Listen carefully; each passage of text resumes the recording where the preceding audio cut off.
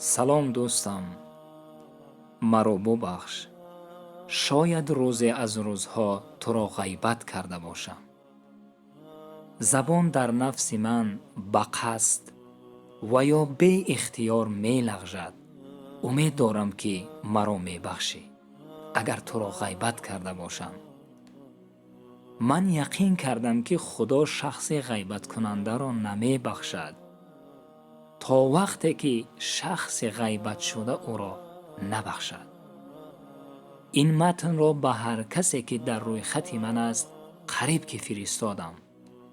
این نه به خاطر ضعف و بیچارگی من است، بلکه به خاطر ترس از خدایی است که زمین و آسمان در اختیار اوست. دوستم، اگر مرا بخشیدی با پیامک خبردارم کن. این متن برای یکدیگر را بخشیدن است.